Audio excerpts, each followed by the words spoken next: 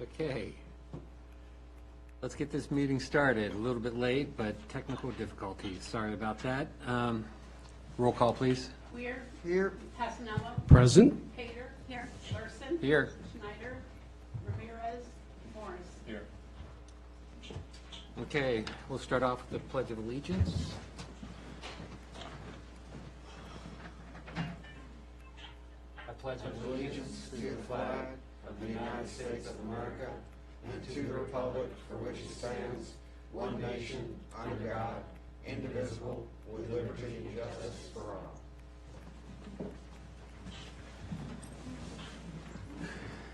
Next on the list is the invocation by Pastor Tim McGowan from the Living Hope Evangelical Presbyterian Church. Yeah. Sorry about that. It's a mouthful. Welcome. Thank you very much. Appreciate being here. Pray with me, please. Almighty God, I thank you for this beautiful evening, first of all, and I thank you for our town. Thank you for our state, our nation. Thank you for the freedoms we enjoy here of speech and press and assembly and religion. Lord, we thank you for the individual liberty and rule of law that enable us to practice or not practice these things as we choose. We're very blessed. Make us mindful of those who don't share those blessings and be supportive.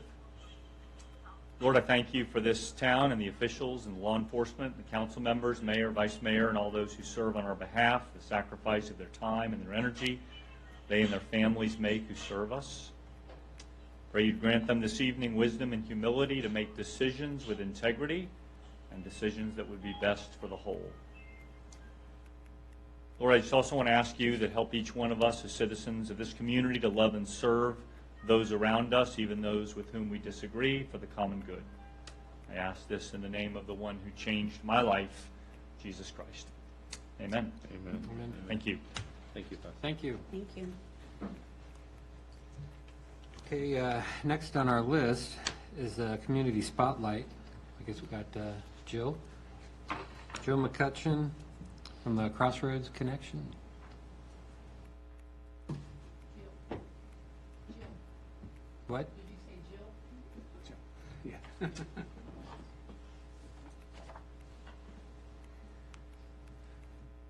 Well, first of all, I want to give a special thanks to Mayor Lorston and Vice Mayor Pater and the council for making time on your busy agenda to learn more about Crossroads Connection and how we're working to alleviate hunger as a barrier to learning for our local school children. My name is Jill McCutcheon, and I am just one of several volunteer leaders helping to meet this very important mission.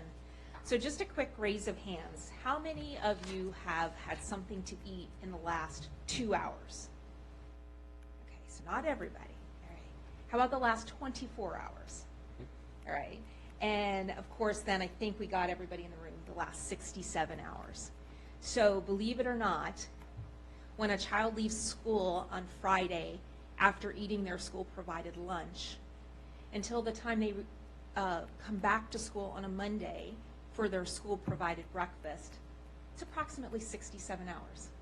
So if you can imagine going that long without a meal or a substantial meal, I don't know if any of you are familiar with the term hangry.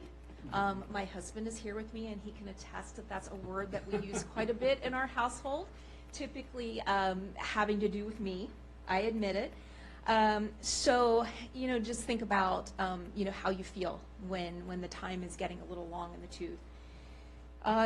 NoKidsHungry.org is surveyed teachers and principals across the United States, and 3/4 of them said that they encounter children that come to school hungry. 3/4 of our teachers have encountered children with hunger. And they described hungry students as suffering from a host of problems, including poor academic performance, the inability to concentrate, lack of motivation, tiredness, behavioral problems, and even feeling sick. So back in 2010, a small group of congregants from a newly formed Presbyterian church, I'm sure not yours, Pastor, were looking for ways to serve the community. In the first year, Crossroads was formed and provided weekend meals to just one school in Haymarket. And while that congregation didn't come to fruition or blossom, the number of students needing food-related assistance continued to grow, as did the desire to help these children. And in 2014, Crossroads became a chartered club of Heritage Hunt in Gainesville. And a dedicated couple living in that community, really, they ran Crossroads out of their basement. And it was solely supported by folks living in Heritage Hunt. So in 2019, the management of Crossroads was transferred to Shepherd of the Hills Lutheran Church. We're right up on Sudley Road in Haymarket. And we continue to do the operational management and running of Crossroads, despite the fact that we are a community organization and we welcome anyone, not just Heritage Hunt residents, not just members of Shepherd of the Hills, to join in our mission.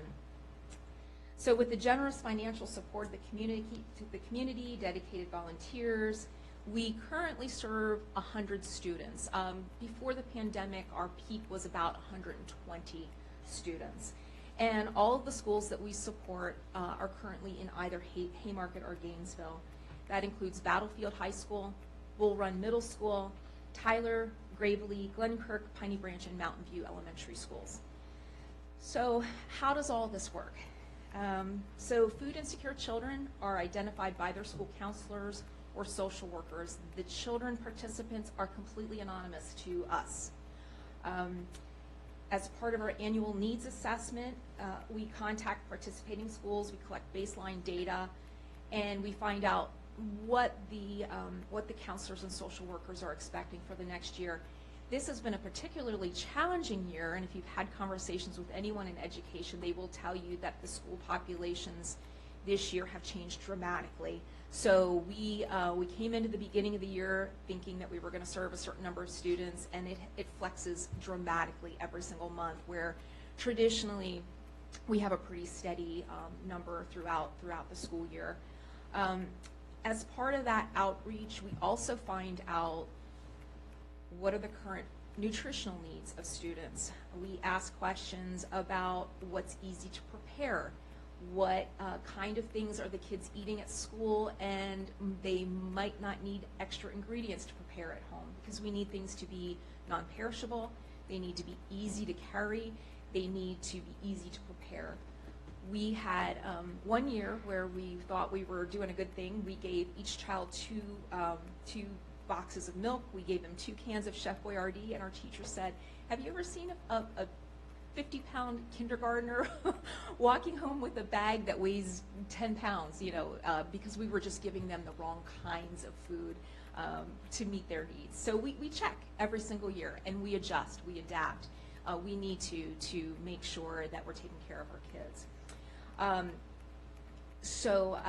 We talk regularly with our school social workers, our counselors. We pack the food, we deliver the food to the schools, and then the social workers or the counselors discreetly tuck those bags into the children's backpack before they go home for the weekend. So in 2021-22, I mentioned a little bit earlier, we had some great fluctuations. Part of that had to do with the fact that the CARES Act, the Corona Aid Relief Economic Security Act, gave free breakfast and lunch to all students. So we did see a minor decrease in the need, but that money, that funding is expiring. So we fully anticipate that as that funding shrinks, our need from coming from the schools will dramatically increase. And so our goal for next school year, and we're planning for it already, is to increase our number of students served from 100 to over 210. Now, thankfully, we were just recently awarded an American Rescue Plan Act, or ARPA, grant. And over the next 2 years, we'll receive funds that enable us to expand our mission to alleviate hunger. However, that funding cannot be used for food. It is restricted funds used to grow our infrastructure, such as rent or non-food related supplies. We're going to invest in a computer, which will help us dramatically, and other kinds of non-food related items. So as part of our growth plan, and as part of our commitment to the ARPA grant, we are expanding into what are called food insecurity zip codes. And this is something that's defined by the government. And so we will be expanding beyond our schools that I mentioned a little bit earlier. And one of the schools that is specifically here in Haymarket will be Ronald Reagan Middle School. We actually have quite a few schools that feed into Ronald Reagan, and then of course we've got children who attend Battlefield. So that's one area that has been a gap in our ability to serve the community. So in 2022, our average cost to provide a meal to students for 7 months of the school year, about 42 weeks, is right around $250. If you ever see people in BJ's doing dumpster dives for those BJ's coupon books, it's probably one of our shoppers, because we coupon clip, we buy things on sale. If you ever want to come by our location at the QBE building, you may see stacks and stacks of a certain item, because if it's on sale, even if it's a 10 cents off, that ends up being great savings for us. So we average about $250 per student per year. However, if the USDA is correct in their estimates, we're estimating that our food costs will rise anywhere between 3% and 4% for the next school year. So we're thinking about 3.5 as far as our funding goes. And that's just for at-home grocery costs. That doesn't include other costs of going out to eat and that kind of thing, which are expected to rise even more. So our additional need to fund our 110 students above and beyond what we do today is approximately $27,500. So needless to say, we are on a mission to raise awareness, not just for money. We have a three-pronged approach to getting people involved with Crossroads. We have a lot of opportunity for volunteerism. As a matter of fact, right now, we need a social media and a communications coordinator. So if you know of anybody that loves to do that stuff, please let us know. We have a need for someone to purchase food for us. So if you know a coupon clipper and someone who loves to do that kind of thing, we've got a job for them. We do quite a few community food drives. Heritage Hunt is extremely generous to us. Dominion Valley is as well. So we're looking for community food drive coordinators. And if you just want to come by and see how we operate, second Tuesday of the month is typically when we're at the QBE building packing. So we've got a lot of volunteer needs. We are also launching later this summer a new program called Champions for Crossroads Kids. It gives businesses or individuals opportunities to sponsor a child, multiple children. We've been very fortunate to have a local church that supports all of our students at Gravely Elementary School. So we've got multiple opportunities there as well. So before I close, I want to give an opportunity for anyone to ask questions, but I'll also, if appropriate, Kim, I'll leave you some flyers that give you some information on how you can help Crossroads and a little bit about what we do. So I'll leave them on the table there as well. So those are all the comments that I have. Does anyone have any questions for me? Anybody have any questions? Bob? I got a couple, actually. I understand your numbers. I just saw a report, I think it was last week, about Prince William County's school population increasing dramatically over the course of the year from its opening population to the current. Is that trend, are you seeing that trend in your service needs? We typically do. We did not as much this year, to be quite frank with you. The guidance counselors, the social workers, and teachers they're overwhelmed. So despite the fact that we speak with them regularly, or we attempt to, we are not necessarily high on their priority list. And so I'll give you a great example. Tyler Elementary, right down the street, typically they have an entire classroom about the size of half of this room here, that they dedicate solely to storage for weekend meals. They couldn't do that this year because they had to use that room as a classroom for students due to social distancing. And so this has been a year of scrambling across the board. And so we have had onesie, twosie requests for updates. but not as dramatically as we would have expected. I actually work with USDA, and I suspect you may want to plan for a 10% increase in the cost of food. What I'm seeing market-wide, especially on the protein side. It's unfortunate, but I think that's what you're looking at. Thank The last you. thing, have you got any cooperation from the local grocery stores? Have they been? We do, at this time, we do not we do not put perishable items in our bags because they're stored at the It's all schools non-perishable, for a month at a time. And so we do get non-perishables from the grocery stores, but many times they're looking to get rid of the perishable stuff that we just don't deal with at this point. So you're strictly limiting it to non-perishables? Yes, non-perishable. That's all I've got. Could you repeat the schools again? for Sure, me? absolutely. I heard Mountain View. Battlefield High School, Okay. Bull Run Middle School, Gravely Elementary. Great. Now you're going to make me look. I thought I knew them off the top of my head. Gravely, Mountain View, Piney Branch? Glenkirk, and Piney Branch, and Tyler. You said Reagan, too. Reagan is going It's to coming be up. our expansion for next year. I think both relative well from all those neighborhoods. Typically, we also support Pace West School. They had a new social worker this year, and she said, yeah, I got to make it through my year. I'm not sure that we can participate. Buckland Mills was another school that we typically support as well, and they didn't have the space to take You know, in the food.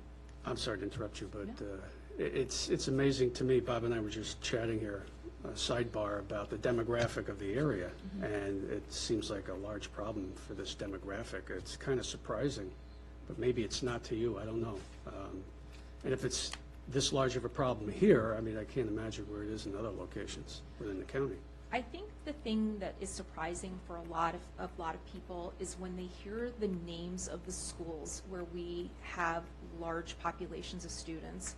For example, Gravely. People say, well, Gravely's on site at Dominion Valley. How is it that you have, I think the number at Gravely is 20 students, and we capped we typically have to, unfortunately, cap our students at the number that our budget can support. We try to add students as the school year goes on, as our budget allows, but people are shocked that a school embedded essentially in Dominion Valley would have that many students. And once they hear the message, it's very eye-opening. Yeah. Thank you. You're welcome. Thank you. Thank you, sir. I just want to thank you, and if you could pass on a big thank you to the rest of the volunteers for all that you guys do. I'm sure there are a lot of times when it goes unnoticed. But if there's anything at all that you think we could assist with, maybe it's space, I just want to encourage you to reach out. If the answer is no, it's no. But at least you already have the no. Yeah. So I just want to encourage you to reach out to Emily or Miss Kim just to see if there's any way we could help in any way. And please pass on a huge thank you to the rest of your team. Absolutely. Thank you very much for that offer. Thank you, sir. Appreciate it. Yeah. All right. Thank you. Thank you. Thank you so much. All right. Thank you very much.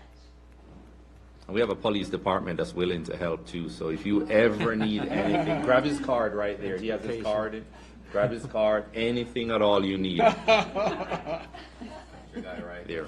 Give her the right phone number, please. Make sure Finley doesn't deliver the food.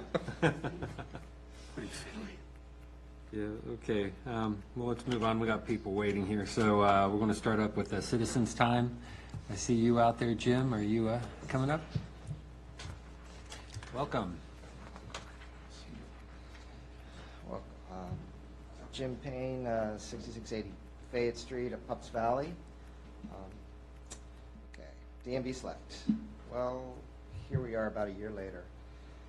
Although I could not make it to the work session you guys had a week ago, I did watch it, and I would like to thank Councilman Morris for bringing up the tough questions as for the break even and a real cost analysis for the DMV Select here in this town.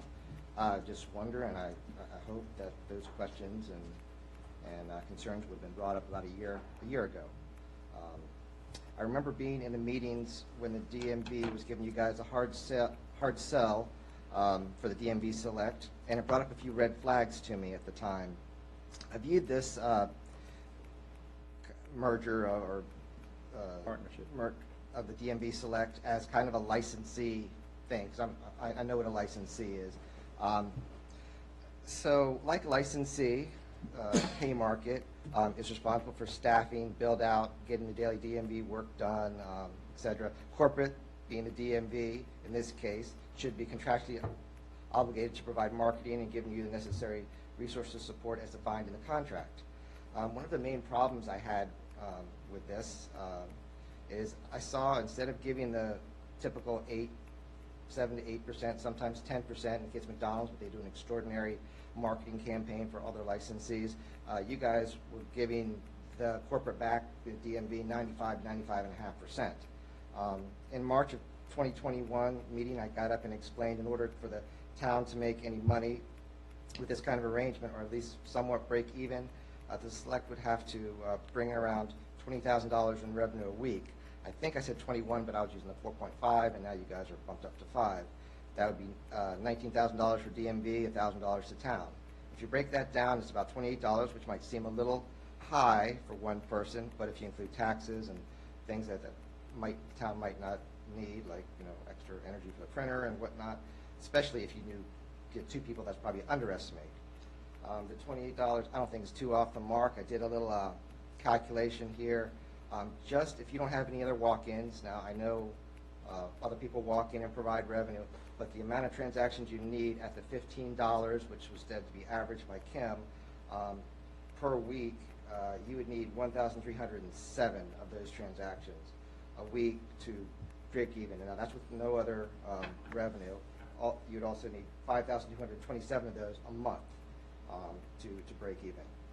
I do agree with Councilman Weir that in this environment, you probably won't find someone at $15 an hour. Minimum wage went up 16% last May to where it currently is. And anyone doing staffing or payroll knows, of hourly people know that has a ripple effect across all the pay bands. I also, as does Councilman Weir, think that someone probably isn't going to get in their car from Manassas and drive to Haymarket to possibly save a couple minutes and spend more gas, because gas is really expensive these days, as we all know. I remember someone, I believe it might be Councilman Weir, saying he did have some reservations and concerns about the town having to supplement the DMV. But so I don't get this wrong, let me read exactly what was in the minutes. May 3rd, authentication to sign DMV Select contract and MOU. Town manager Chris Kuhn shared that town attorney Graham reviewed both the DMV contract and memorandum of understanding and recommended the execution. Councilman Weir moved to authorize the town manager to execute the DMV Select contract and MOU. Councilman Shannon seconded that motion. This motion carried by a roll call vote. Result adopted unanimous. Mover Bob Weir, second Steve Shannon, ayes Schneider, Passanello, Shannon, Weir, Pater. Absent Chris Morris. If this contract, which you all voted to put forward, did not have a detailed breakdown in black and white of what the DMV was obligated to provide, why didn't it? The question of break even or signage or marketing should have been an issue back then, not now. It is good that the DMV now will kick an extra 0.5% to make the towns take 0.5% to make the towns take 5% and not 4.5%. But if I was to make 95% off of the transaction, which I don't have to pay somebody for, and I don't have to pay them to be there to do it, I think I wouldn't think twice about kicking an extra 0.5%. I'd be more than okay with making $950 instead of $955 off of every $1,000 that person did produce. I know the mention of the DMV being a good service to the town, which I can't disagree with. I have not used it personally, and I'm sure the convenience factor does hold true to some. But as you all know, sitting up there, the DMV Select was put in place as a profit center and as a revenue center for the town, and the service aspect was a distant second.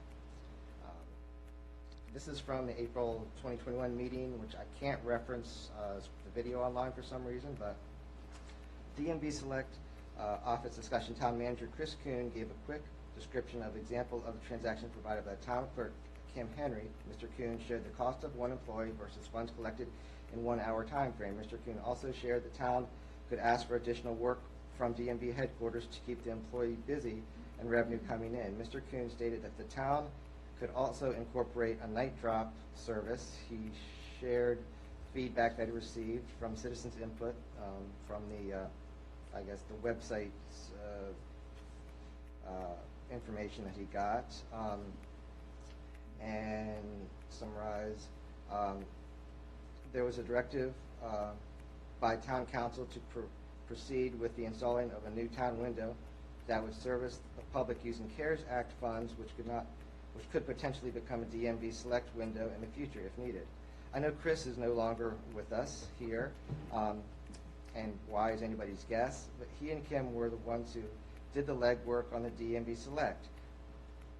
But as you know, he was staff, he can't vote, and you guys can and did. As I have said, I do appreciate Councilman Morris for bringing up the fact we don't want to spitball with town funds. As we all know, there are no such thing as government funded or town funded. There's only taxpayer funded. And you guys all ran on being fiscally responsible. I just hope you do remember that as you move forward through this decision process. Thank you. Thank you, Jim.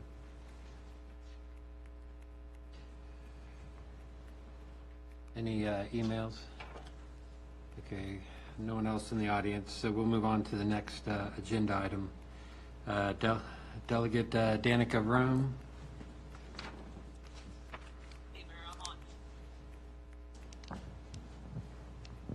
All right, Mayor, I'm ready. I've got the PowerPoint. I'll be happy to share my screen and make that happen. Are you gonna have her try to talk through Zoom? Yeah, I'm gonna talk. Try talking through Yeah, Zoom. can you all hear me now? Okay, Mayor and Council, can you all hear me okay? Said yes, because she. Yes. Yes. Yes. Yes, all right, I just want to make sure everyone can hear me okay before I get started. Yes. Okay, great. All right, we'll get on the way here. So what I'm going to do is I'm going to share my screen, and it says host disabled participant screen sharing. If someone from the town can pull up the PowerPoint, that would be great. We have the PowerPoint pulled up. We have the PowerPoint pulled up. She can hear us, right? You don't need that. Okay, I can't see that on my screen. So what I'll do is I will simply just talk our way through each slide, and I'm just going to assume all the council members can see the slide fine. I just shared the screen with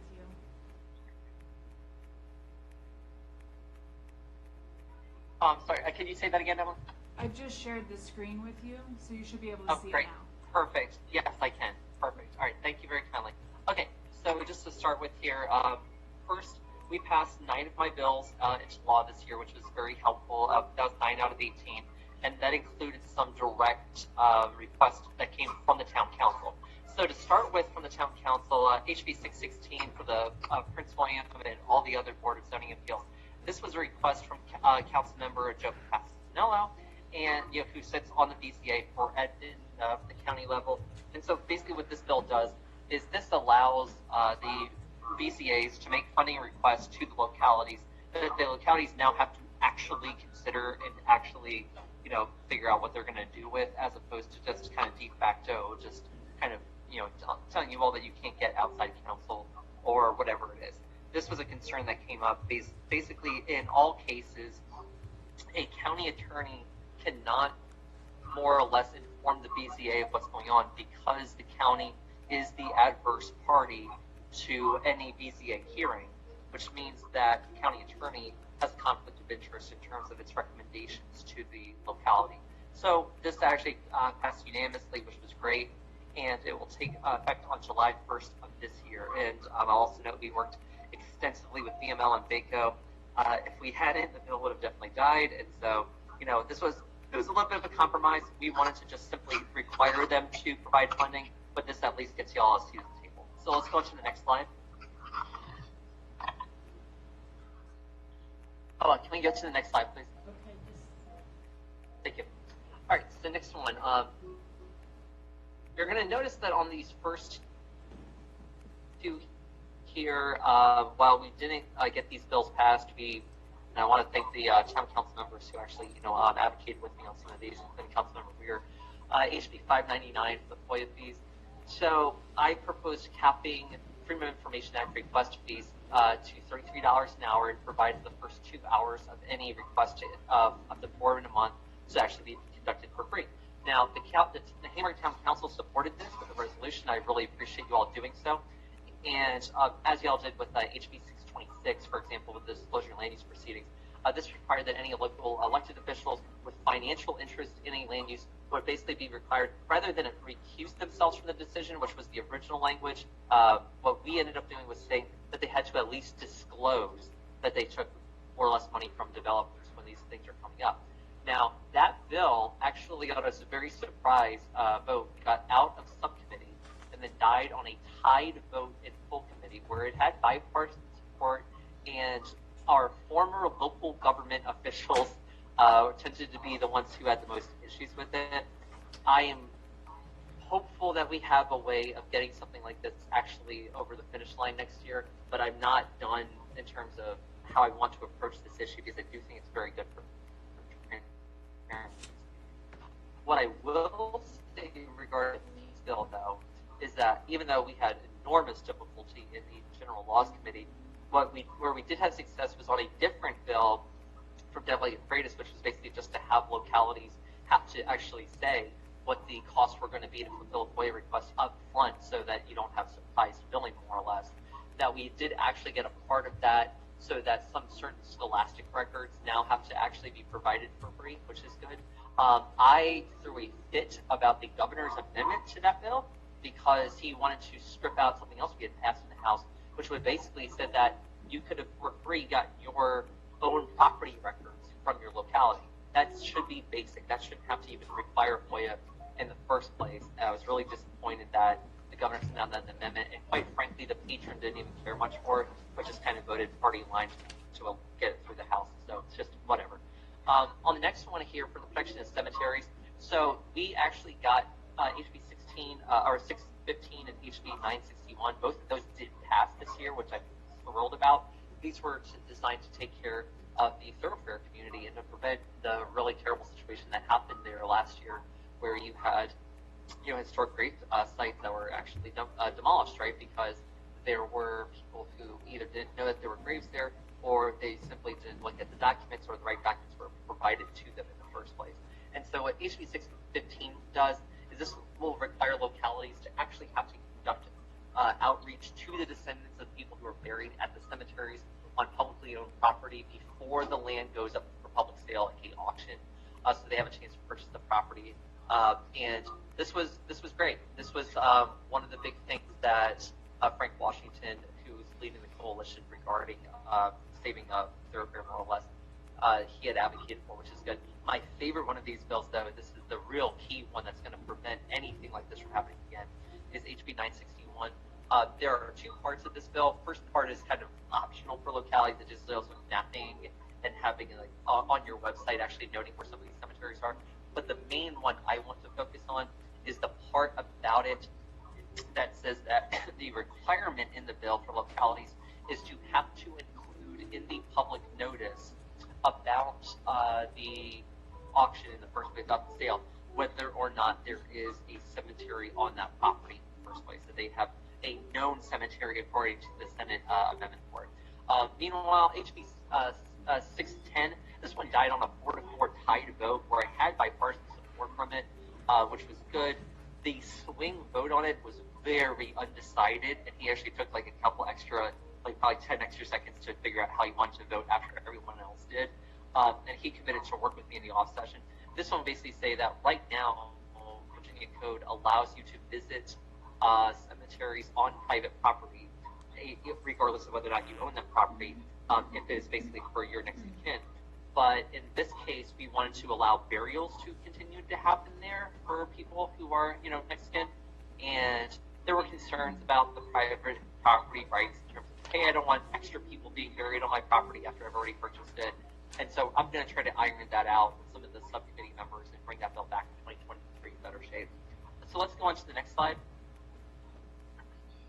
Okay, for transportation, the first one of these bills passed, the second one did not, HB 540. So basically this allows extra time for people who are in active duty service to the country, which includes not only military but as well as foreign service personnel, for example, diplomats, people who and their families, serving overseas, that they can have, instead of 3 years extra time, to be able to renew their Virginia driver's licenses, that they can actually get 6 years. And this also allows for people who have good cause shown to have an extra year, so up to 2 years, to be able to extend their driver's licenses. Long story short with this was a request that not only came from the DMV, but this was also something in Northern Virginia who present so many diplomats and military personnel and foreign service personnel in general and their families, that in an area like Northern Virginia, this is a very important bill for us, and I'm very glad we actually got this over the finish line. And as you'll know, it passed unanimously in both chambers. HB 546, this is one that I really fought for, and what I wanted to do was create a transportation safety fund that would have taken surplus funds beyond what is constitutionally obligated to go to reserve funds and an environmental fund, and take 10% of any surplus in any given year and actually designate it for small transportation improvement safety projects. Like, for example, in Rollins Ford Road in Gainesville, so we can actually get 3 modern roundabouts installed. These are the sort of projects that tend to be left behind at the MBTA or the CTV because they don't have regional significance. But at the same time, we know people get killed and people get hurt, at some of these intersections, and even when we have incomplete pedestrian walkways or incomplete bicycle lanes, for example. And I'm sure you can probably think some spots along Washington Street and some of the nearby streets where we could have really used this. So the governor had proposed an amendment to the bill. I was willing to introduce the amendment, and as I was going to introduce the amendment, the governor suddenly came out against the bill, which is just, that's what happens when you have someone in their first year of governing. They haven't learned the ropes yet. So instead, what we got out of this is the chairman of the House Transportation Committee, Terry Austin, he's committed to write a letter to the Secretary of Transportation asking them to figure out how to administratively implement this. And I'm going to see what ends up coming out of that letter, what proposals come out of VDOT or from the Virginia Department of Transportation in general, I should say, and then I'll follow up with this in 2023. Now, for the next part of here, we passed 3 of my 4 bills dealing with feeding hungry students. One of them was at the college level, and 2 of them were at the K-12 level. So I'll just kind of briefly go through these. On the SNAP notification here, this one's great. This one just says that all colleges, including community colleges, universities that are public schools, they have to have an online application for students to be able to apply for SNAP benefits, and that they have to include information about SNAP at orientation for new students. Long and short of this is something that you already see over the Manassas campus for NOVA, and we want to see this happen statewide. And after a very close 6-4 vote in subcommittee, it sailed through full committee, sailed through the full House delegates 79-18, and passed the Senate unanimously. And in fact, all 9 of my bills that did pass passed the Senate unanimously, which is great. That bill goes into effect July 1st. HB 583. This says that basically that if a student has school meal debt, they can't miss extracurricular activities after school, like competing in sports events, going to dances, field trips, clubs, whatever it is, just simply because they have meal debt. And we actually had testimony from a college student who was from Randolph-Macon, who's from Spotsylvania, saying that when she was in high school, she was not allowed to compete at certain cross-country. She had meal debt on punishments. She skipped breakfast, skipped lunch, was getting a granola bar after school, and all she had then was that to run on. And as Councilmember Weir will tell you, as a former track cross-country athlete himself, you can't just simply compete on granola bars itself. You have to have something more substantial to get yourself through. And it affected her performance. And so, surprisingly, the subcommittee was actually really receptive to this, and it passed the full House 75-25, unanimous through the Senate. Bill goes into effect July 1st. Next slide, please. Okay, next one on here, HB 587. This one also passed, which was great. This reduces the amount of time school divisions have to process completed free and reduced school meal applications. we don't have this problem in Prince William County. Our free and reduced applications, once they're completed, tend to be processed within 24 hours. But there's a number of localities throughout the state that are not adopting our best practice from Prince William, so I wanted to take best practice from Prince William, and I offered 5, basically require them to do it within 5 days. The School Nutrition Association asked for 7. I met them in the middle and gave them 6. So, long story short, from the time a parent completes that free and reduced meal application, they should know very quickly whether or not they qualify, because it could be that if you wait the full 10 days and you got 5 kids in schools, that's 100 meals that you're actually responsible for over that 2-week period that you're just waiting. And so I want this to be done as efficiently as possible. And we got it passed, which is great. HB 629, this bill did not pass. It was a party line vote in subcommittee. This would basically give colleges grants, more or less, to eliminate hunger on campus. We were only proposing a $250,000 budget amendment to do this. We worked extensively with Chev on it. Again, party line vote. I didn't even get asked any negative or hostile questions about it. They just decided ahead of time this bill was going to die. So, well, we'll try again when we have a friendlier terrain to work on. All right, next slide, please. Okay, next, HB 634. This was very important. The original version of this bill would have basically said that court-appointed guardians have to visit their wards once every 90 days. The version that we were allowed, more or less, to pass was a Section 1 study, which basically puts together a work group for us to be able to figure out what would be the workforce impact on doing this in the first place. And they need to report back to the General Assembly by December 1st of this year. So once they do, I'll carry subsequent legislation in 2023 that's designed to get this to happen. I'm going to skip over the next 3 bills because those ended up in one way being incorporated into Senator McPike's bill, but then they didn't get all the funding, and there's a question about budget stuff, blah, blah, blah, blah. We'll deal with that another day. So let's move on to the next slide. Thank you. Okay. After a 5-year fight for this bill, HB 295 finally got it passed. It took forever to do this. I'm so glad we have to do this. But basically, this one will require private employers who are large, basically they're large group employers that have health insurance policies for their employees to have to include coverage for medically necessary bioelectric, biomechanical, and microprocessor-controlled prosthetic devices. These are basically, brain-controlled prosthetic devices that just replicate the functions of a working hand, working limb. It's not just, more or less a piece of wood. It actually functions as a hand or a foot. So we got this done, and it goes into effect on July 1st. We finally got that done. That was for 2 constituents in particular, one in Manassas and one in Gainesville. On this next one, this was a request from the county regarding a study of behavioral health safety network workforce that died in appropriations on a party line vote. So we'll just go on to the next slide. Thank you. Okay, so here we passed a number of commending resolutions, including one for the Haymarket Regional Food Pantry, which I was surprised no one had done before, as well as one for commending Josh King, who is the Wooden Citizenship Award winner. I know the town is also commended Josh as well, so I thought that was important to highlight for y'all, so thank you kindly. All right, let's move on to the next one. Great. Okay, here's the big issue that we have right now. So the budget is not settled. We don't know when they will figure it out, but we do know they need to do it by June 30th. This is affecting you all, and it is affecting municipal and local governments throughout the state because you're kind of guessing what you hope the state is going to give you this year as opposed to knowing for sure. This is terrible management, terrible governing, and frankly, they're just all around bad work, and that it shouldn't be dragging out like this. I'm not on the House Finance Committee. I'm not on the House Appropriations Committee. I don't get a say in this stuff until I get to vote on the House floor up and down. I just want them to get the job done as soon as possible because the longer this delays, the more this hurts local government and municipal government.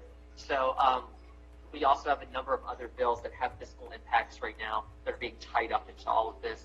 So we're going to have to come back another day to keep voting on this sort of stuff. Regarding the gas tax holiday, that bill in and of itself died on a vote in the Senate with Senator Hanger joining the Democratic members and one Republican member not voting on it. I think it died on like 12-3 vote or something like that. And long story short with it, that is being debated and argued in the context of the budget as opposed to separate legislation. All right, next slide, please.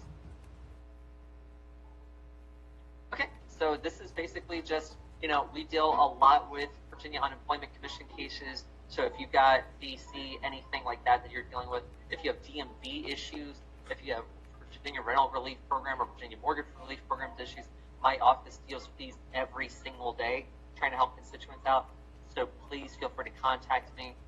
Just know that on that bottom part here, the Virginia Rental Relief application portal is closing to new applications at the end of May 15th. So if you know someone who could really benefit from this, please have them contact my office as soon as possible. Next slide, please. Okay. If I can do a screen share, all right, I can't. It looks like I'm going to highlight for you all 3 other bills that I wanted to point out where the town had made a request for 2 of these bills, and I voted my conscience on another one of them. These are bills where I broke ranks with my party, cross line. I was the only Democrat to vote for these. All 3 of them did die in the Senate, but I wanted to update you on them because the town did request them, or at least 2 of the 3, and then I'll talk about the other one separately. So the first one was HB 79. This one was regarding traffic offenses, and it would have removed the provisions that allow that pretty much prohibit law enforcement officers to make lawful stops for vehicles operating without light limiting license plate, defective and unsafe equipment, without brake plates. They made some amendments and such to this bill once it went through the committee process, and so I held out on taking a position on it until it got to the House floor. But at the same time, I did hear from constituents directly about this on the doors last year. I did honor the fact that the town council did, unanimously pass a resolution of support on this. I very much caught a lot of grief from my own party for voting for it, and it passed 52-45. That said, you're my constituents. They're not, and they'll end up dying on a party line vote over the Senate. So just again, when the town, before session started, when I updated you guys on the legislation I was going to be putting forward, I did very much make a point of telling you that, look, I'm doing this for my constituents rather than anything else. You are my number 1 priority, and if I have to, take one to the face for it, well, so be it. I did. Next one I want to talk about is HB 1082.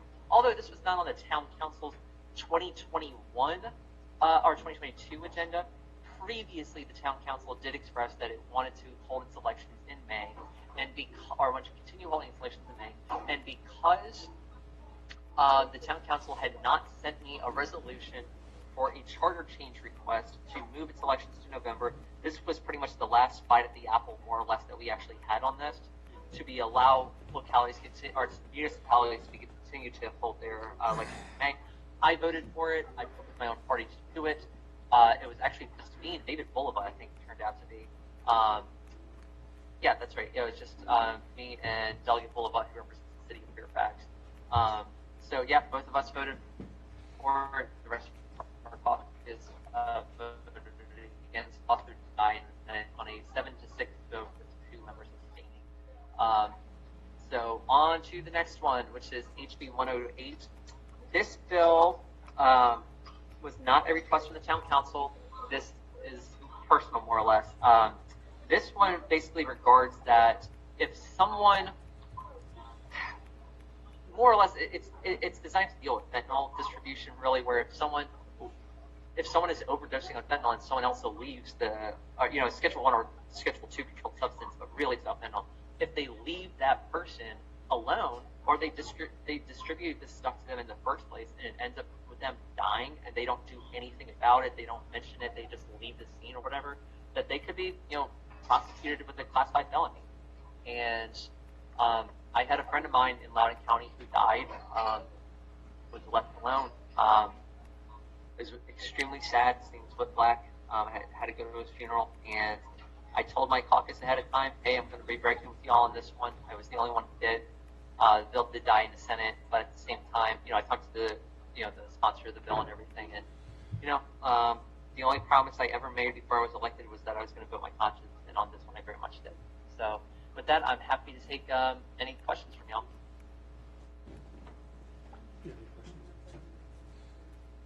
Got a question? Go ahead. Hello, Okay. can you hear me, Delegate Rome? Can you, Sorry, go ahead. Yeah, I don't know if you listened to the presentation that was earlier, and seeing that you're the czar of food insecurity, we had a presentation by Jill McCutcheon of Crossroads Connections. Were you able to listen in on that at all? Okay, I was just wondering if there was a way you could connect with that organization, seeing that you've been very Yeah, I'll tell you successful. what, if you can have the organization, or just, I think, if you, please correct me if I got the name wrong, you said Joe McCutcheon, whoever the presenter was, if you'd like to have them, to my office, I will be on one directly, make this, the best we can do with it, because dealing with food insecurity, this is one of my top issues that I've been dealing with very diligently for my 5 years in office, so yeah, absolutely happy to help. That would be great, and the clerk just said she'll make that connection for you, so I appreciate that. Did anyone else have any questions? Just a comment, Delegate. And I know it's both sides of the aisle gumming up the works, but you know this one's coming. Tax conformity with respect to the standard deduction. When are you guys going to address this, particularly given the surplus you've collected? It's coming in fuzzy. Can you say that again? Tax conformity on the standard deduction. Yeah. You guys collected one hell of a surplus this year, and most of us out here in your constituent land are paying through the nose to both the feds and the state because of it. Yep. Just raising the issue, and I realize that there's bipartisan opposition to conformity. Here's the thing, Bob, if nothing else on this, this is what happens when we had tax conformity issues when we had one-party control. We had tax conformity issues when it was Republican control in 2018, 2019. This is an ongoing issue where I wish for the love of God we would just settle it at the beginning, pass a bill that would go on in perpetuity so we wouldn't have to keep having this fight every single year. It's obnoxious. It hurts people. You pay out, the wazoo for it. It shouldn't be like that.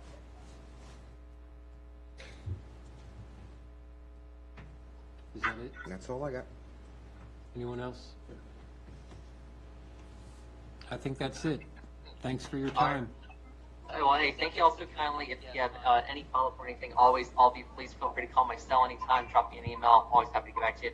And Councilmember Pater, I do actually owe you a follow-up phone call, so please feel free to give me a call after council gets out tonight. I'll be up to chat with you.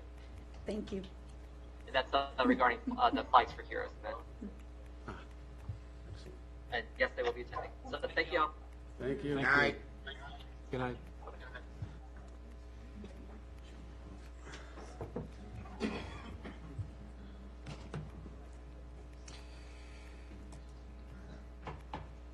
Okay, let's move on now. Mr. Mayor, before we get into the actual agenda, could we add an item without, if there's no objection, add item 8, number 4, and that would be addressing publication of the, actually I would make it item 8.1A, which is publishing, in addition to the advertising the public hearing, also invited for the budget, also advertising the rates and fee schedule. Do I have any objections? And adding item 8.4, which would be a zoning text amendment for, initiating a zoning text amendment for group homes. Any objections? Okay, so added. So we'll go back up to item 7. Mayor, can we pull item 7B4, the town planner report? Okay, any other reports to pull? Looks like that'll be it. So let's move on to 7B1 then.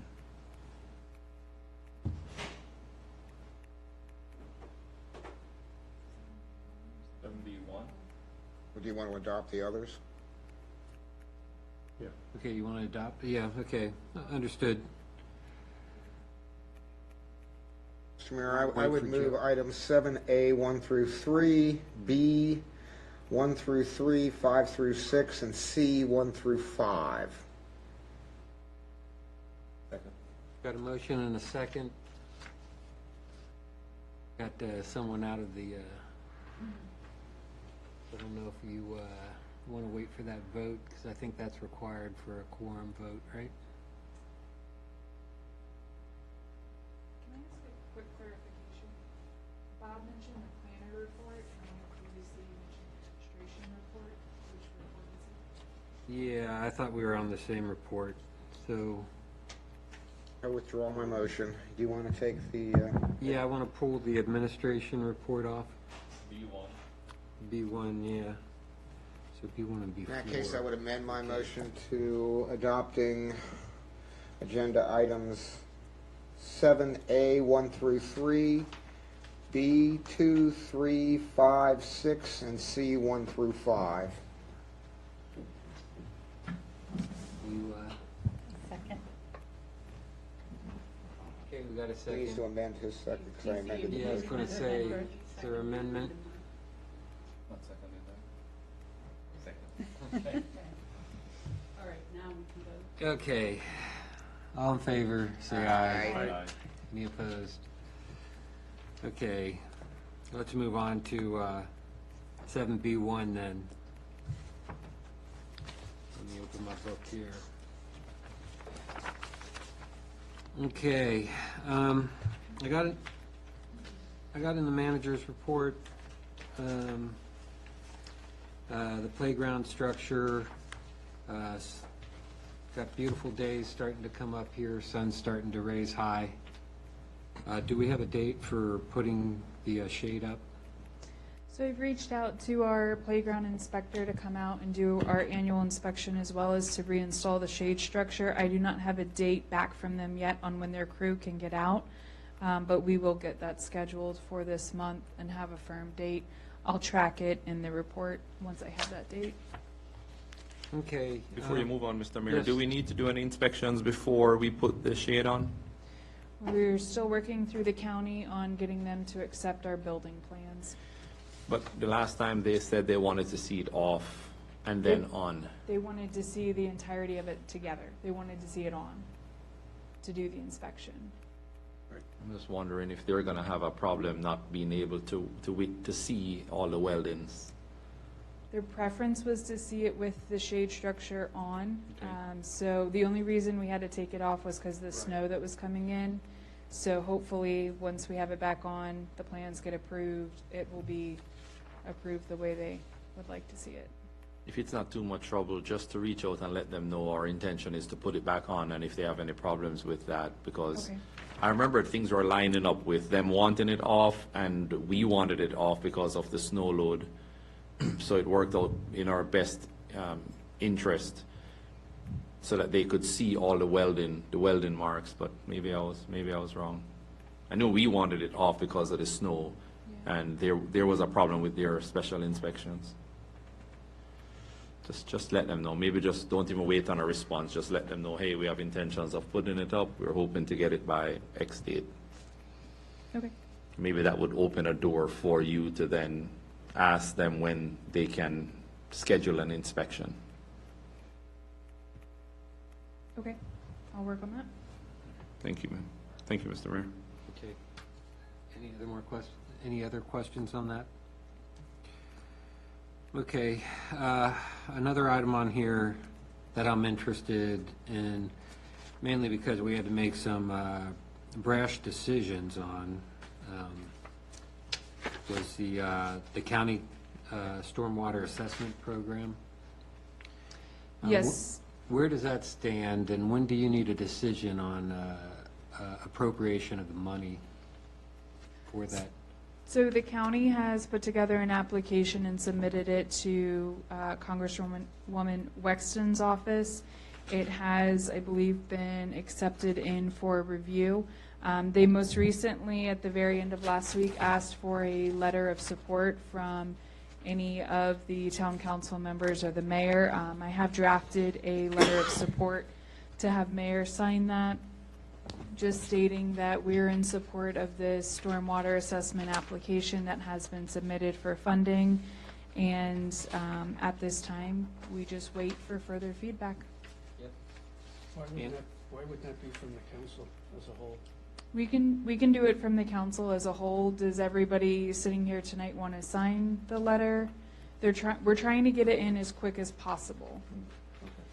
Would it have more power behind it if we all signed it, or is it okay for the mayor alone? I think it would, mainly because they are looking at a commitment with money, and that's, of course, our next discussion here is the money that's involved here.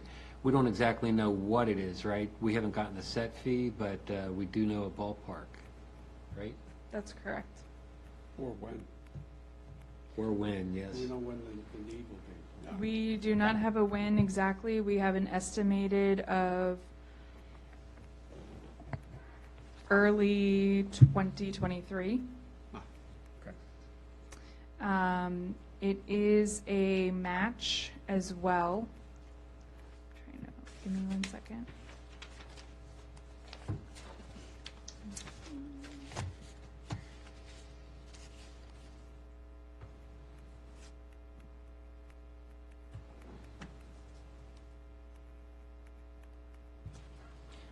Hold on 1 second. It's been a little bit of back and forth.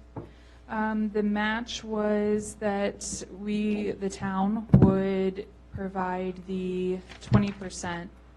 I believe it's 20% match. Okay.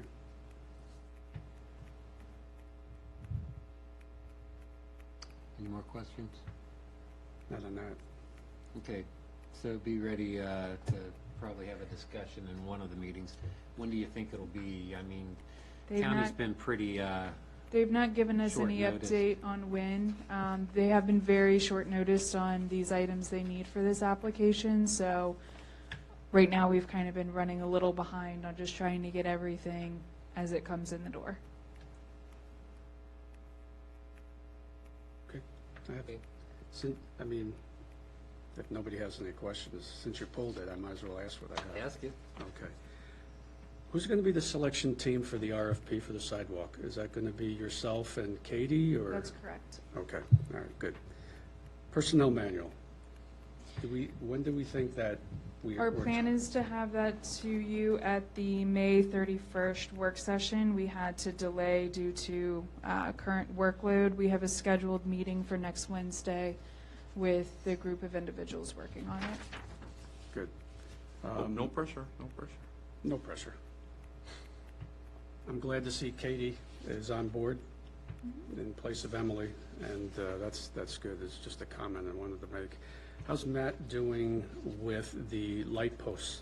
Is he working on that inventory? Not yet. We had some issues with the small well house at the park that we were trying to clean up. There was termite damage and other things that were going on. That has taken a bit longer than originally expected, so that should be wrapped up on Wednesday before our garden event on Saturday. Okay. And our third-party contractor that's working with him, I guess, on the bolt system or whatever, we've got a system fix for that, we think, or? We think so. Okay. Switching out a lot of parts at the bottom, but it's doable. Okay, great. That's all I have. Thank you.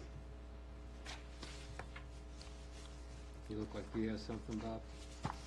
Not on the admin side, no. I got one other thing. The Quarles property, just want to kind of make that there seems to be some activity that's starting to come. Quarles property is the CVS, Chick-fil-A, and the bank. There was a building that was approved to be built on the site plan behind those that looks like a new kind of adjustment to this site plan might be coming up soon. So I just wanted to make everybody in town aware of some more activity towards additional buildings to that area. I don't have any other comments for you on that. Anybody else have anything on the administrator's report? Okay. We'll move on then to the town planner report. Mr. Mayor, Emily, I noticed that 14871 Washington Street is going through its as-built review still. Marai, Yes. when are we going to address the deficient buffer, or non-existent buffer that's been missing for more than almost a year now? We are working to address that this week. The owner's point of contact was out of the country or out of the state last week, so we're working to address that. Just growing weary of hearing about it. So if we could expedite this, it's been a significant amount of time, and the weather has been warm enough for quite some time to get this addressed, or at least meet with the other parties who have concerns and come to some sort of resolution. This is just dragging out far too long. Thank you. What is that in reference to? The lack of a buffer between the TC and the residential. So shouldn't it be on this? Its as-built review is on there, but that particular issue is not, no. Is it possible to just add that as a subtopic so we don't forget about it? I mean, you seem like uptight about it, so why don't we put it on the list? That's fine with me. If you want, can you add that to the list of Yes. issues?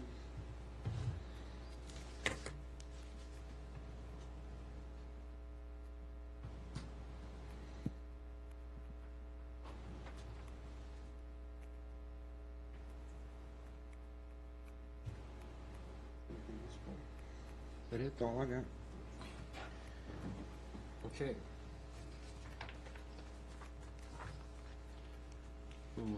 Moving on then, Section 8, fiscal year budget.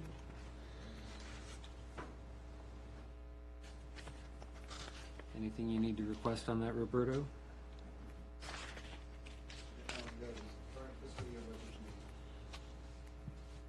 I would just like to make council aware that we did make that move on the investments. We met the requirement on the 29th. The town did take a loss of $1,600 on that move because they had to go at market value. But we are now at the stable liquidity account, so that's been completed. So there was a penalty? There was not a penalty. It's just that at that market value, when it got transferred over, they had to take it out. We had to take the loss. It would have closed on the 30th of April, and it was already losing money. So we essentially, it's what the interest it would have made that month is what we lost. Okay.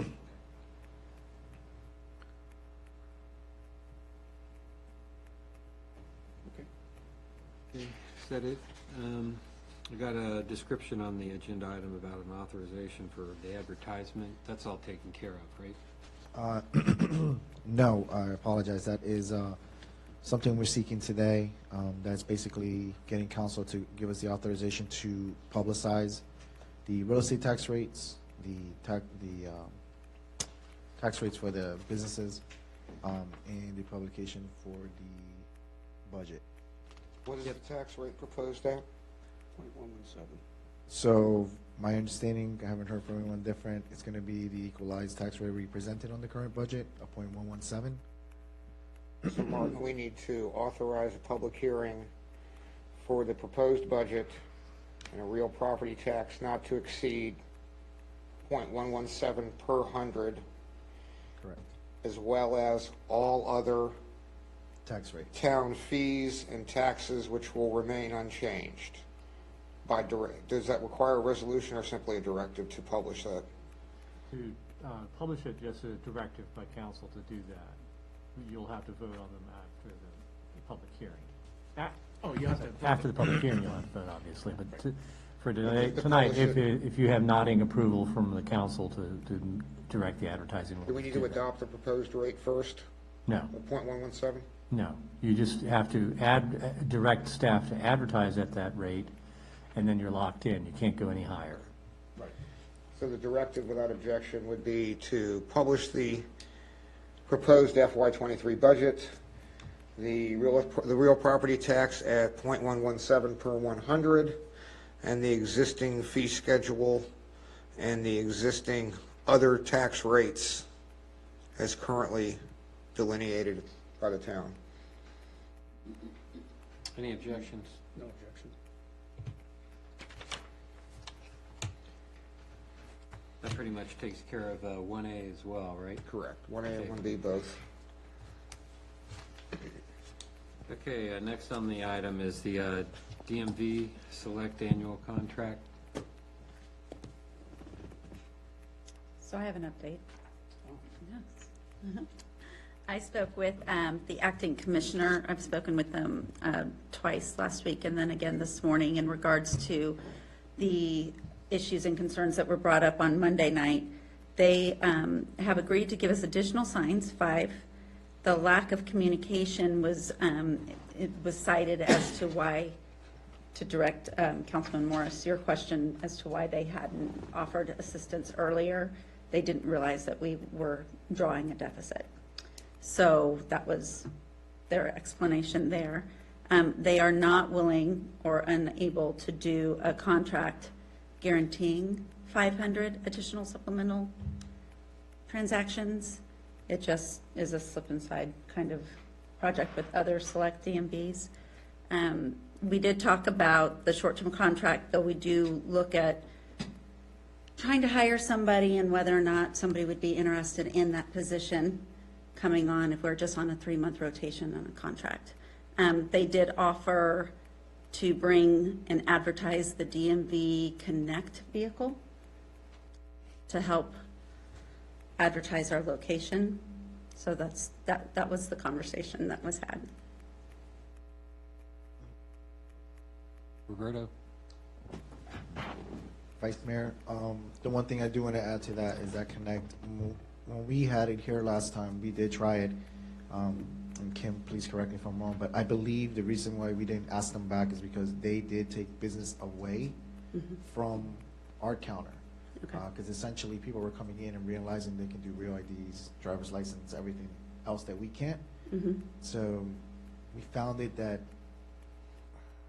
yeah, it's a nice service, but it took away from, if the logic is to like support us, it took away from our transactions by doing so. I can understand that 100%. So I just want to make you aware of that, just because I don't know if they would have, we went through it, we experienced it, and that's the only drawback on having them here. And I believe at the time, the town manager at the time, Chris Kuhn, is part of the reason, major reason why he did not invite them back, because he noticed that they did take some of our normal transactions away. So who got that money? They did. We don't. Let me just explain this for the viewers. Yes. So DMV main office sent a DMV Select van, marked van, park it in our parking lot. They offer more service inside here. They offered more service than our DMV Select, and then they took the money and run. We didn't. The DMV Connect is like a mobile full-service unit, so it would be like visiting Manassas or Warrenton, except that they do all full service. And they're now except for testing. And they're now proposing to come back with that same van? Yeah, they want to come back. There are a couple of words I'm thinking of. If you think, And the understanding was when we first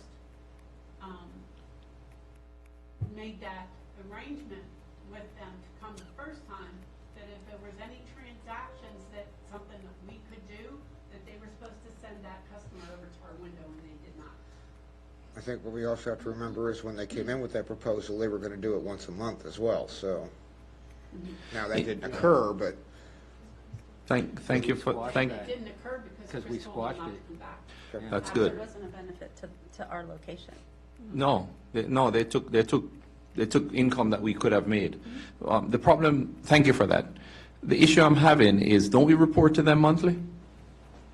Don't we report at the end, or DMV Select reports? Don't they see it? Doesn't DMV know how much we're making? They do track it. They're giving us money, so I'm sure. They- I mean, they do. if they're giving us 4.5% back, they know how much we're making, so how is it that they don't know They- that we're in a deficit? So that is correct. They track how much transactions the town makes, but they do not have knowledge to how much of the expenses we are incurring, meaning the payroll, the staffing. That is something they're not privy to. All they track is the revenue and what our commission is. That's all they track. They do not track payroll, as I stated, paper, anything that we need to support the DMV here. That's not something they would track. That is on us. That is on the town. Their business model does not make any sense. And I just wanted for the record from me to say that I have no regrets whatsoever of giving this a try. Absolutely none. I'm glad we went down this road. If there are residents that's listening and want to talk to me about it, I am glad that I voted to have this go down the route that we took. I'm glad we gave them an opportunity. I looked at it as a great opportunity that could have benefited the town. And now we're seeing that DMV Select, it's not even pulling their part of the weight that could have helped us. And now to know that they brought a vehicle in that took portions of our income and now want to bring the same vehicle back, it's, thank you, Mr. Mayor. I'm a little confused. Can you explain to me what this vehicle is all about? Was that the one day they came in and they were doing additional services? Yes. So, Kim, do Oh, okay. you want to explain that to? Were they All that doing it money in goes here to or- DMV. Was it in here or in the vehicle? It was in here. They essentially came over and took the town council hall as their own. They set up in here. Well, we knew they were coming. We knew they were coming. Right. The understanding was they were coming. It was going to be more of a teamwork, a benefit, partnership. But once they got here, it's pretty much they took over the space. That day, there was a lot of people that once they realized that anything that couldn't be done there, they just sat here. So we did have more people in the lobby waiting because they didn't really need appointments as well. Versus at the time, we were working on appointments only. So yes, we supplied the room and everything, and they essentially took the commission. So you're saying essentially they poached our people that we would ordinarily get at the desk? Yes, and, Okay. and So- just to add a little bit more on that, for the following 2 weeks or week or so, Kim, once again, correct me if I'm wrong, but I noticed that people didn't understand that was a one day thing. So people actually came in thinking they could do the same transactions when they realized they couldn't. They obviously did not do So it business sounds here. like it was a promotional idea to try to drum up some more interest and awareness. Is that about the size of it? Okay. I mean, but once a month, once a year, doesn't change the fundamentals of the business model. This is a pilot, and I'm not really sure what I was hearing earlier during citizens' time, because I don't have the benefit of the discussion from Monday night. I haven't been able to watch it, but obviously there was a discussion about the DMV Select. And it is was a pilot project to see how it would work. But the fundamentals aren't changing. It doesn't seem to me that they've offered to make it any better, really, at least from what I've heard so far. It seems to me that we continue to operate at a deficit, although it's important to point out that earlier we were operating at a profit month over month, So- initially. Maybe. So if you mind, if you guys, council mind, I'd like to address something on that. Yeah, please. So for the residents to understand and everyone that's listening, initially this pilot project did start with the thought that it was going to be a great service and a one-year trial. At the beginning, many things people need to realize changed. At the time when DMV came and the commissioner came, it was all of DMVs were based on appointments only. Obviously, that changed with time and how things started opening back up. The town went in knowing that we would probably have to, like any business, to supplement the cost to start this program. It was a pilot program. But the town did so without also cutting back on any of the projects the town needs, the town residents needs. So that's one thing people need to be aware of, that fiscally we were responsible. This is something we were able to try and do as a one-year base trial, yet without hurting the town's budget. I think the conversation now leads to, it's almost a year, time for renewal. It's not something that we thought we would be in. And I think the town is being fiscally responsible by reviewing it, seeing if it's something they want to continue. But just want to make a note that in no time was this project hurting the town's needs or budget in that sense of continuing doing business and providing services for residents. I agree with you. That's a very, Yes. very good explanation. I appreciate that, Roberto.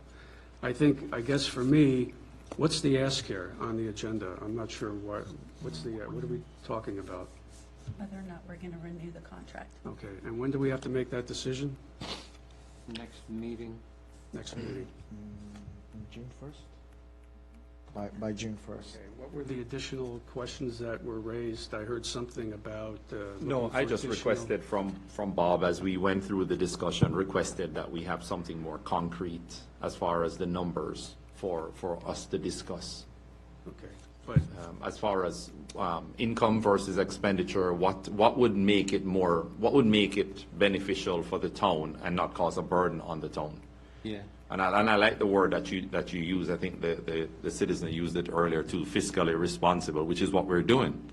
The reason we're having this discussion is to look to see if, we spent the last year and we did our proper research and we were fiscally responsible in going through with it, and that's why we're even discussing it now.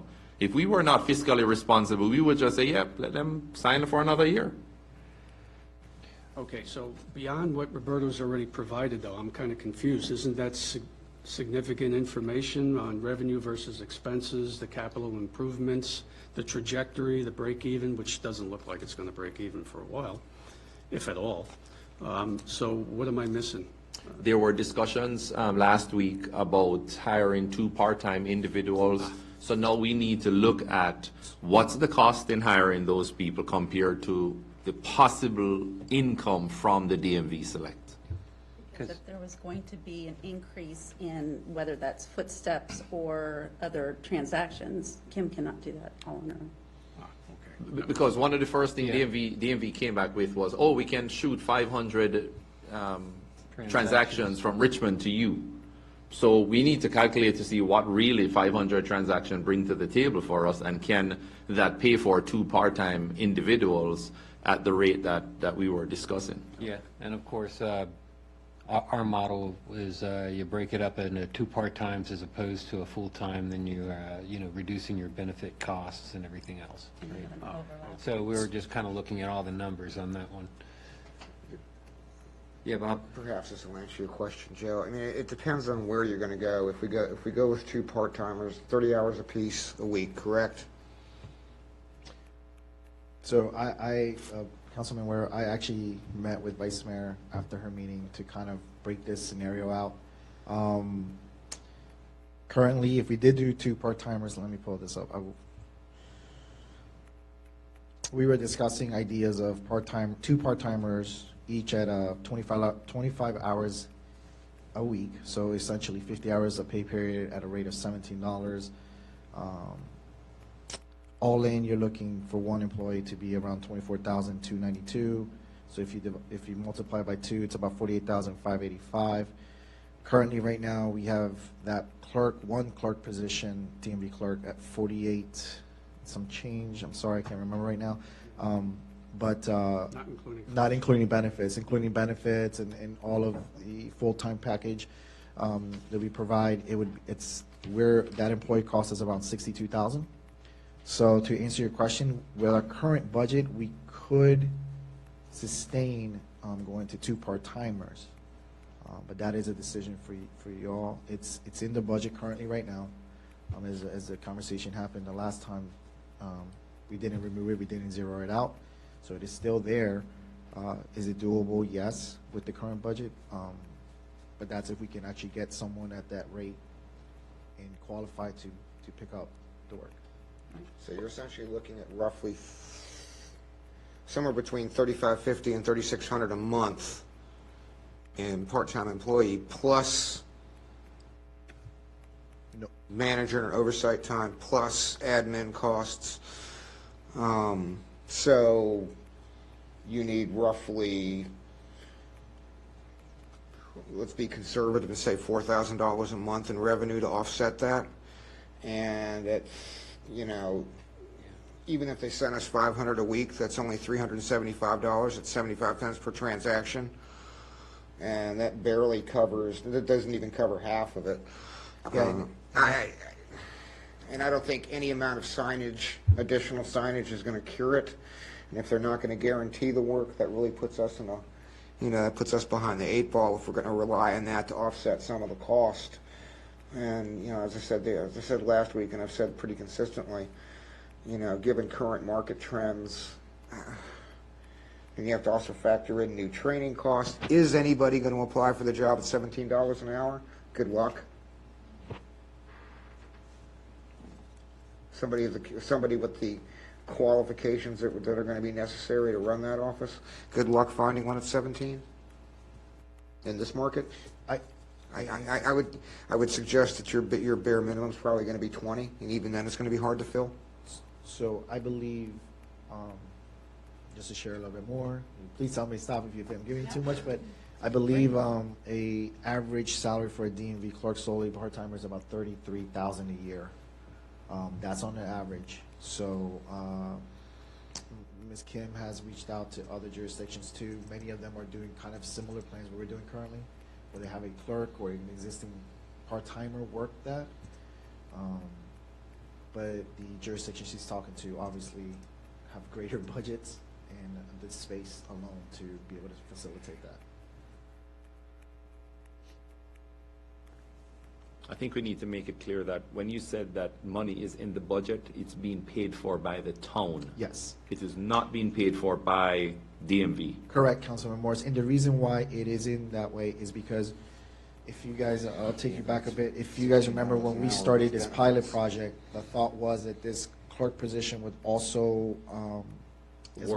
work with the town side to shadow our clerk, because we all know that she is counting the days to retire. So we were hoping that this person would shadow eventually to a point that they could transition to a complete clerk position, and we can then be in a position financially where we can hire part-time. The idea was always to go part-time eventually, but at the time with how things were, that was the idea. But obviously with things opening up and going back to pre-pandemic, days, that changed, and the DMV clerk was not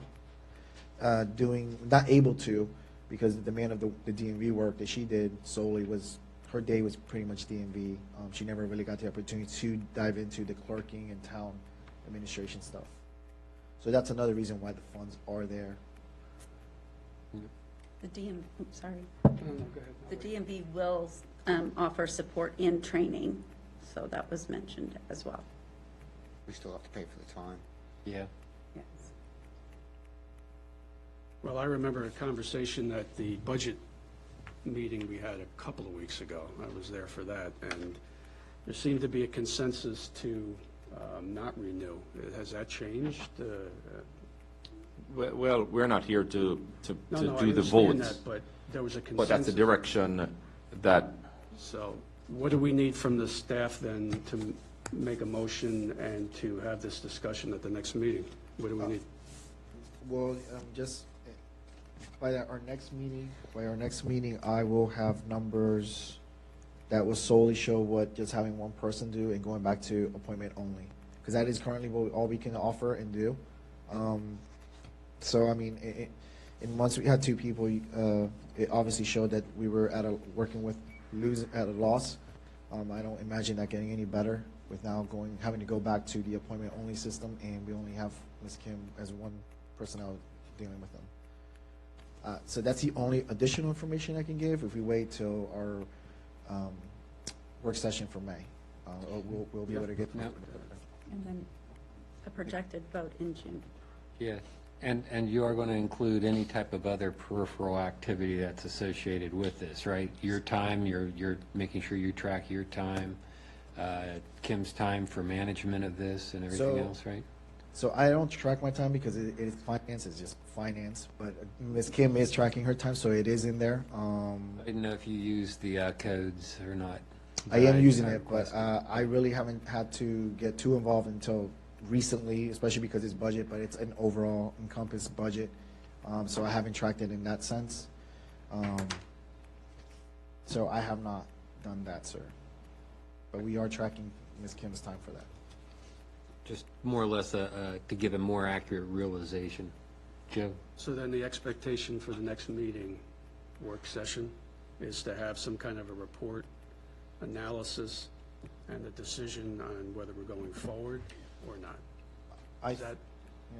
That's right. Analysis of the finances, how much is our loss, so that we can actually look at it and go, if we're predicting something in the future of it narrowing down even more, is there enough bang for the buck for the customer service element that we're giving to the town, right? This is definitely a services program at this point because we're losing money. Okay. Bob? Just one other thing, from a practical standpoint, if we're talking about going month to month or 90 days at a time, that's going to make your task of hiring a part-timer even more difficult because you're not going to be able to guarantee that you're going to be work for more than 30 or 90 days. Just throwing that out there. That was something that we had discussed.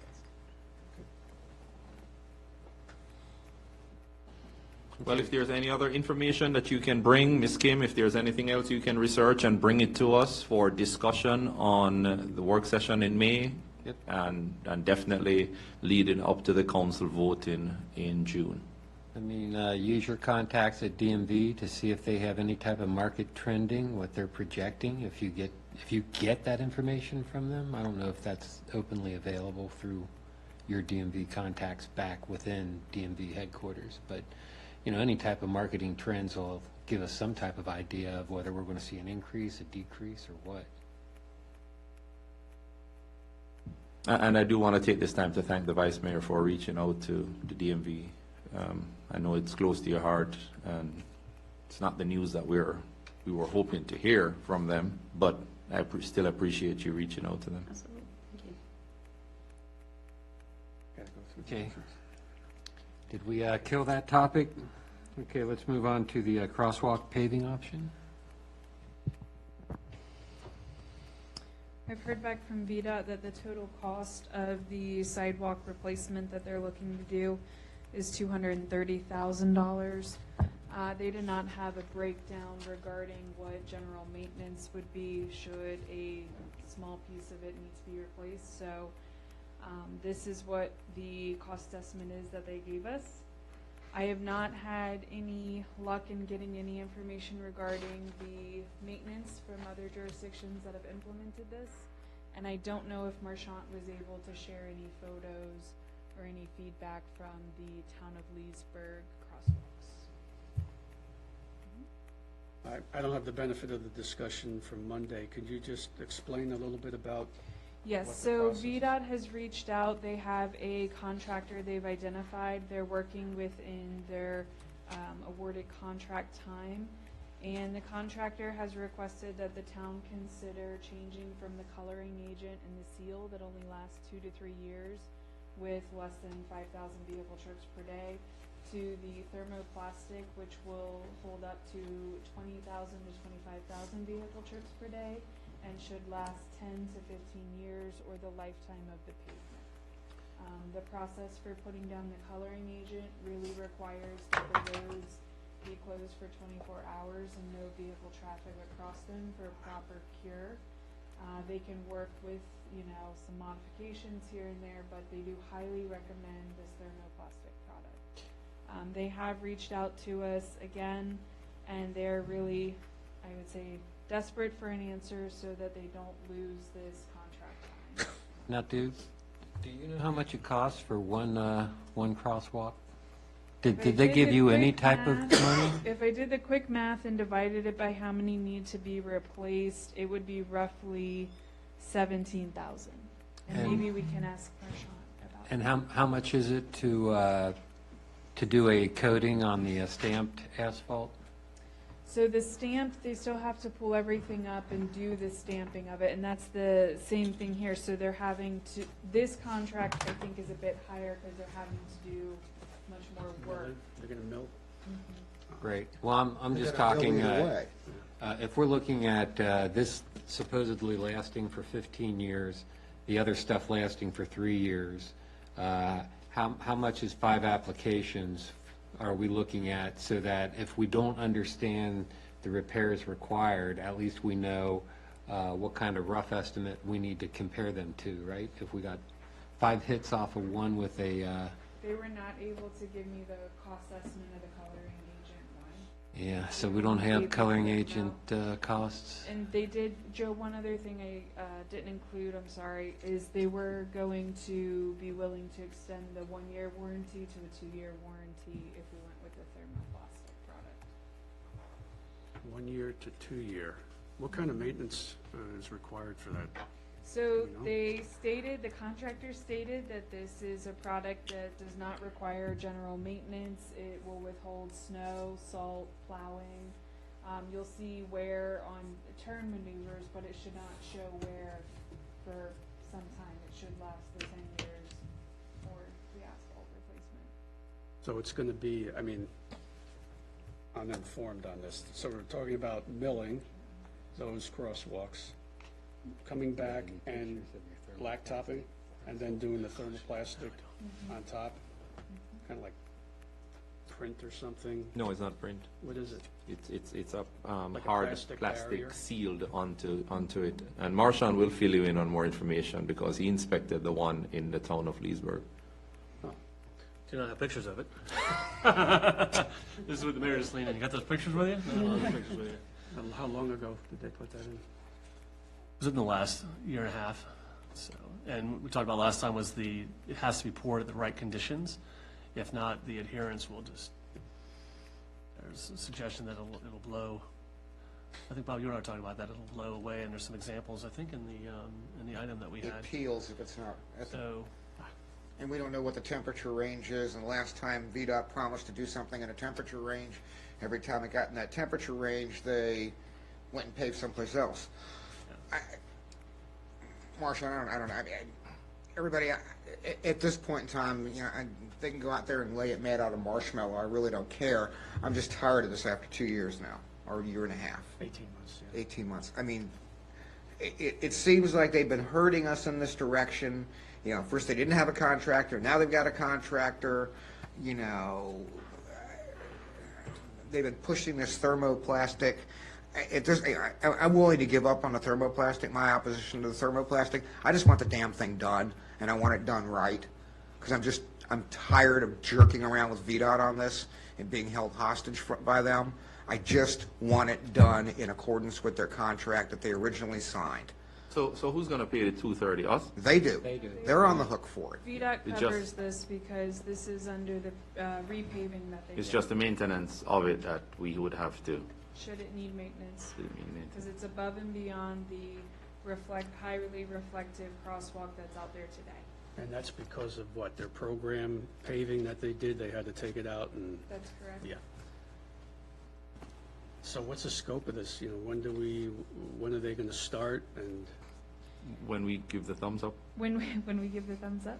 I 18 will months get back after with that. them, but they were trying to get it done this month. all right, do we know how many crosswalks?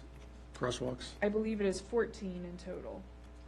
I'll get the full layout map because we'll have to post everything for work that's being done. Let everybody know if it's nighttime, daytime. And have they, other than Leesburg, has this been done anywhere else that we know of? And DC, Alexandria, Arlington, So what's the were some of the durability? bigger heavy hitters. Right, and how long has that been in place? Any idea? on The durability? contractor stated that he and his crew had done some of those. It had been widely applied across the Northern Virginia region in the last, I believe he said, 5 to 10 years. They'd really started putting a lot of these down.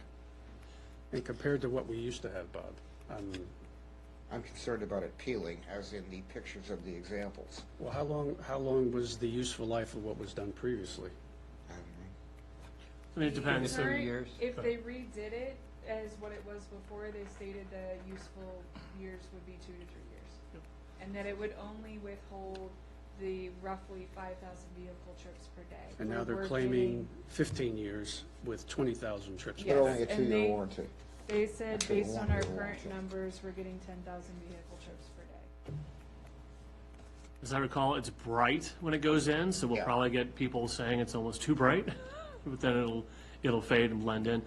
It'll just depend. If we have a heavy winter, there's a lot of salt on the roads and a lot of scraping. I imagine we'll have to come in and do some sort of maintenance and upkeep to it. But otherwise, I they said would when think we- you're only hope that would maintenance be our option. You're only- 2-year warranty. Yep. I think your only maintenance option is replace it. Yep. And then just, I think it being bright, it'll call attention to folks that are trying to cross the street anyway. So it won't be a bad thing that it's highly visible, so. So if we have to replace it down the road, That's where it gets expensive. What they're hoping is that by the time time comes around for it to be replaced, Right. it would meet up with the time when we mill and pave the road. we So know it would that's- fall in the same 10-year period, 10-ish year period of, so we wouldn't be paying for a replacement if it holds up. If it holds up, we wouldn't be paying for a replacement. It would be just a part of the milling and repaving of Washington Street or the different streets. right, they just go right over it. Exactly. This has been more of a 5-year cycle, hasn't it been? No. Based on our discussion, Reed Pinky is the last one who oversaw the repaving of Washington Street last year, 18 months ago. And he stated that they're currently scheduling it every 10 years on Washington Street. Seems like it happens sooner. Depends on the traffic. Depending Yeah, on the traffic, capacity, but he right. roughly estimated 10 years from Number now. of curb cuts, number of utility cuts that are coming. It's a 10-year pilot. So any type of movement on this guy's motion or something? That's a I good. just want it done at this point. Like I said, I don't care if it's made out of marshmallow at this point in time. I just want it done. What do you need, a If council would directive? like to give a directive for me to respond with which material you would like for us to go forward with, that would be wonderful.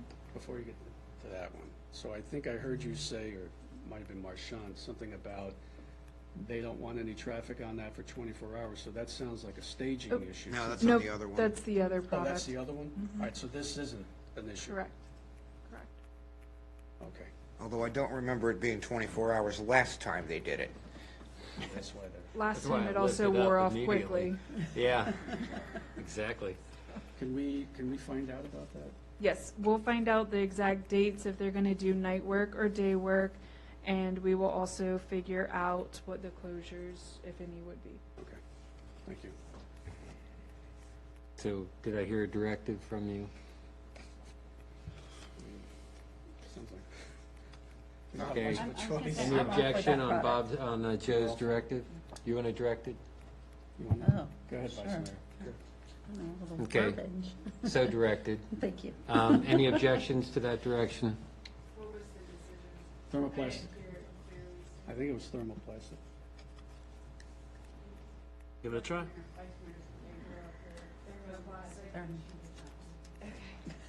Emily, that's your recommendation, the thermoplastic? Yes. Okay. I'm going to regret this. I know. We'll see. Okay, moving on. Is that good enough for you, Miss Emily? Yes, thank you. Next item, the ZTA. Do we need a directive?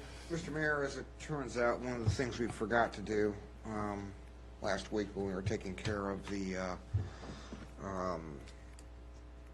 rezoning and comp plan amendments was initiate a zoning text amendment to address group homes. Apparently, our group home definition is somewhat deficient. So I would move Resolution 2022/006. Whereas the town has determined that the zoning definition of group home is in need of expansion to accommodate the needs of the town, and whereas as a matter of good zoning practice it is desired to expand the definition of group home, now therefore it be resolved that the Haymarket Town Council initiates a zoning text amendment to consider the definition of a group home and directs the staff to draft the appropriate language and the Planning Commission to review such language and schedule a public hearing. Got a motion? Second. Got a second? Any discussions? Just that the current use has been established under the previous definition. Emily, I haven't had a chance to talk to you if in the intervening years the definition had changed when we've done the update. So it would be prudent to. So, I guess I have a question. How is it deficient right now? Emily? Your Honor, could I address that? Oh, please. Yes, Your Honor. You've been elevated. All right. Gotta wear my robe. You'll be your eminence next week. Ab initio. Okay. Well, okay, it must be, oh, yeah, it's almost 9 o'clock, getting punchy. The deficiencies, let me take this off. The deficiencies, that, as I see them, is that it's unnecessarily narrow. The definition of group home is just for people who have, and I don't have it in front of me, the people who are recovering from drug addiction. And a group home could be any kind of communal living where people are getting supports for a variety of reasons. So it allows for or it prohibits? It currently only allows group homes to be for people recovering from addiction. And the idea here is to have it broader so that it could be for other support services. I get it. I understand. Do you not recall that being the definition when carried to full term was established? Mm-hmm. But for intervening years, as I said, I think the How definition long ago were was they established? 5 years, at least 3 to 5 years. Yeah. So, and we did the zoning ordinance rewrite in between. Yeah. So So this is cleanup. it's cleanup. It's fun. Okay. Fine. Okay. So I got a motion and a second. Any more discussion? I guess, yes. Weir? Aye. Casanello? Aye. Pater? Yes. Snyder? Yes. Morris? Okay. Councilmember time. Vice Mayor Pater? Thank you. So I just wanted to make mention that I was able to attend the ribbon cutting for both the Prince William Chamber and the corporate folks over at the Hilton Garden. Thank you very much for inviting me. What? I also wanted to say I am extremely proud and so excited about our farmers market. We had a great grand opening. We had a good turnout this past Sunday. Please come and shop and support every Sunday from 9:30 to 1:30. And I wanted to take a few moments to mention the Flags for Hero event that's going to be here in Haymarket on June 11th. So flags are still available. We would love to help support that event. And then, again, thank you to Jill with Crossroads Connections for coming out and bringing awareness to some much-needed charity work for our community. Thank you. Okay. Next on the list, Councilman Morris. Thank you, sir. I just want to take my time to remind all of council that during discussion items, we need to be very careful not to share our voting preference or the direction that we're intending to vote on things, because that could throw off those who are listening that we've already made a decision before proper discussion has taken place. So I just want to make sure that we're held above reproach with the way that we conduct business here from the dais. Thank you, sir. Okay, thank you. Councilman Passanello? I have nothing to report. Thank you. Councilman Ramirez, Councilwoman Ramirez is not here. Councilman Schneider? Just my apologies on my attendance of late. Hopefully stuff will get resolved or get settled down. And do appreciate, I'm sorry I missed the police report, I assume earlier, that Officer Bergroon and he's safe and sound, he's doing well. So, okay.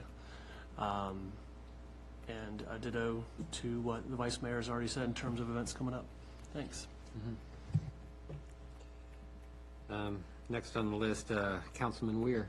Yeah, I'd just like to thank the chief for the efforts that he had with the Prince William County, the Coalition to Protect Prince William County, and helping them advertise their event last Thursday. For those who couldn't attend or haven't viewed the tape, it was a rather robust discussion regarding development, transportation, that sort of stuff in the county. And then I've just got a comment. Budget season's coming up. Our budget decisions and deliberations are coming up here very quickly, and I just want to remind people that I'm bearing in, when it comes to our discussions, I have to bear in mind what the county has already levied, what the county has already adopted. They've raised our real property taxes, despite amending the percentage on the personal property taxes. We're probably looking at an increase there. They've adopted a meals tax, despite overwhelming public opposition on numerous referendums over the years, and that is likely to impact my direction when it comes to adoption of town tax, at least my vote on adoption of town taxes in the budget. Thank you. Okay. And last but not least, my report. I guess I got the Mayor's Walk this Saturday. Hopefully we'll have a nice weather. We've been having nice weather. Other than that, I don't really have much to report. I'd like to kind of thank everybody that has already been thanked, and I guess we'll move forward.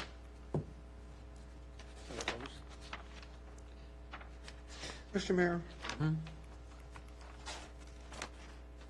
looking at an old note from Monday before we have that end motion, did we need to discuss the changes to the rules of procedure tonight, or is that next month? The attorney's looking into it.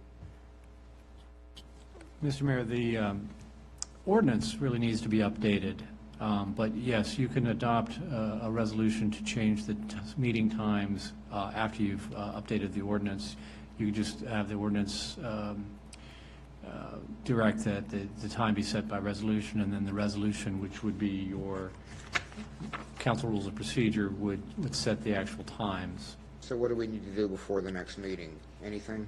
Well, if it's your desire to have the council meetings start at 6:30 or 6 with a closed session, then that would be the direction that we need to bring you back a draft document for your review. Without objection, I would direct the town attorney to draft the appropriate documentation for just that circumstance. Okay. Any objection? Nope. Please do. Will do. Well, and may I also say, I was incorrect a minute ago about the definition of a group home. Let me just correct the record there. It is for no more than 8 mentally ill or developmentally disabled persons and 1 or more resident counselors or other staff persons. So that's the current definition, which is, it's the same problem. It's too narrow. Yeah. So does the new agenda goes in effect June 1st or July 1st? July. Okay. We have to adopt We it. have time. We have time. Yeah. Okay.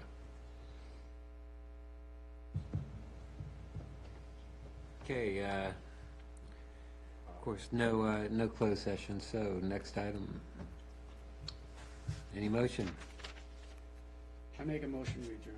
So, second. Motion second, all in favor? Aye.